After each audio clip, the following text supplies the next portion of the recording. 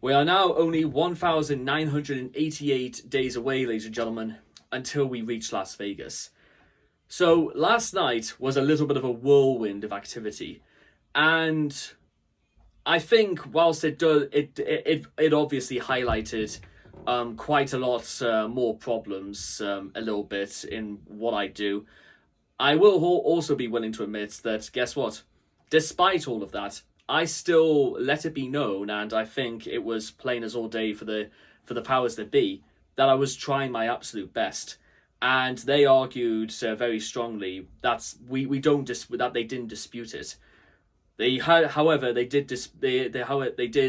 puteate the idea about whether I should have been on this specific table in the first place, and maybe they should have stepped in sooner.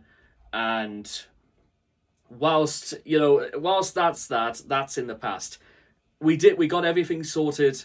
It may have took a bit longer. However, the customers, I would say, were pretty much sedentary, and that's the one thing I'm actually really liking about being a croupier, is that customers are actually very, very polite, even when things don't go wrong. But I also like to imagine it's because, as I've mentioned before, when things do go wrong in this world, it's the fashion that I apologize for when things do go wrong, because admitting that you take responsibility for when things do go wrong is one of the most important lessons you can ever teach someone.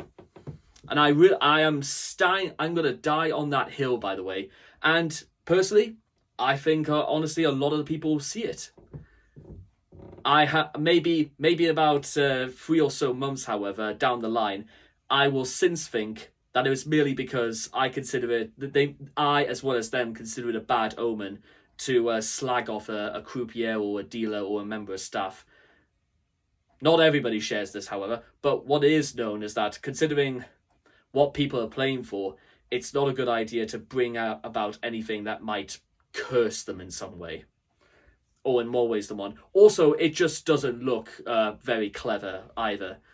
But yeah, that's just all I've got to say about that. So you know what? That's how it is. Yeah. But with that being said, but by the time I get onto blackjack, I'm in my natural element and as happy as a lark. Maybe it's because there's very few things that can go wrong, but at the same time, I get a kick out of it. And why would you want to stop on a good thing? Oh well. See you guys again tomorrow. One day at a time.